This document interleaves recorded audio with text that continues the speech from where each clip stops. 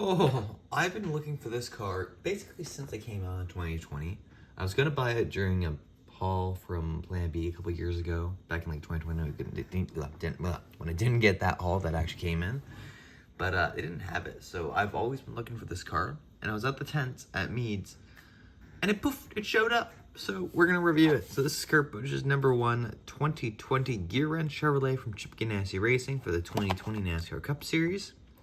Taking a look at the back half of the wave. Cool car. Car got produced last year before that. Okay-ish. Don't really like it. Yes. Same as the year before, except it's a different Chevy mold. McDonald's. Alright, let's get this thing out of the box. Alright, Diecast is out of the box now. Here is the new 2020. I guess they're not really new anymore, but these are originally the new 2020 trading cards. Oh. Okay, it's a Q&A, guys. Yay. Okay, what year did Kurt Busch complete in the Indy 500? 2014. He was Cup Series champ in 04, I think, right? It was the first year of the chase. And I never watched IROC, so I'm not even gonna be able to answer that one. So let's just say third. Yeah, that's kind of cool, actually. I do prefer, like, the IndyCar style trading cards, which tells you, like, the hometown and, like, stats about themselves, whatever. But you know what? That's not bad. Oh, wait, it tells me right here. Perfect. Okay, it didn't tell me the result, but it tells me here. Anyway, 6th place. Oh, he got first. It tells me 4. Okay, so I was basically 2 out of 3. Anyways, let's take a look at the actual diecast, because no one really cares about the trading card. What's going on here? Okay. Well, there's some decals. Now, off. I don't really know where that came from. I think it came from, like, under this piece here, because that's just the signature right there. But, yeah, this thing looks so much better than my 2018 McMurray, which is absolutely destroyed now. So, we'll compare that in a second. But let's take a look at the sponsors. On the front end, you got Gearwrench, #1, Chip Ganassi Racing logo, K&N, 3M, Lincoln Welder, Sunoco, NASCAR Cup Series, NASCAR Race Car, Siemens, a couple more contingencies, the #1, Gearwrench, American Ethanol, Kurt Busch. Is that a Curb Records logo? No, it's Gearwrench, okay. I don't really know what that is. It looks like maybe the First Data logo. Credit One Bank, Clover, McDonald's.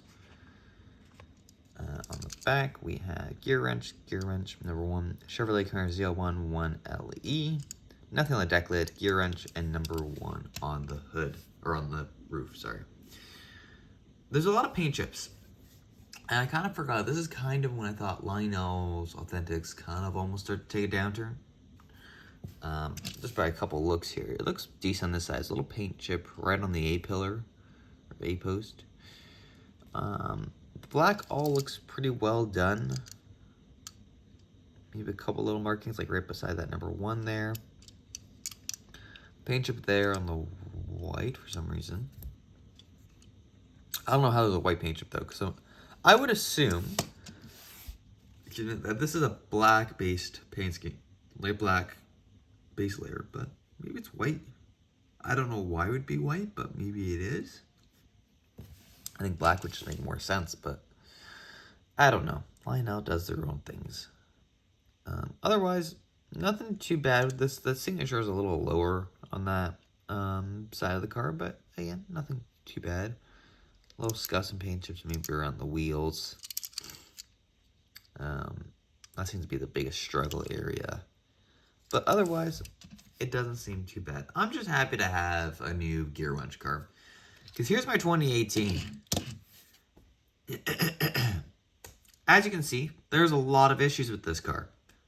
Most importantly, the paint chips. I almost bought another 2018 McMurray just to have a clean version of this car. Because it's just destroyed. This is when I started painting the window nuts. Big mistake. And just a lot of other things. It's just been used up. So, like, look at that. I don't even know what. This is definitely a black base layer car. Which is why I think that one is as well. But, yeah, this thing is basically not at all close to the new Kurt Busch, which is weird because it's only 2 years apart. But the 2021 just outdid the 2018 in every single category. It just looks more organized. And there's some white now, and a little bit more black usage, I guess. Like, the black is used more... Excuse me. Efficiently.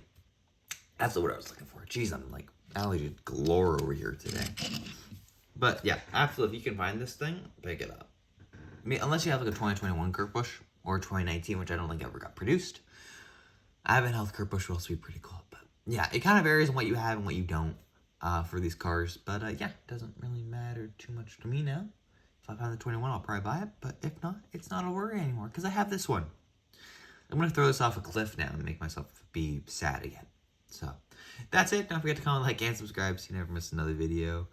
And, yeah, that's me done.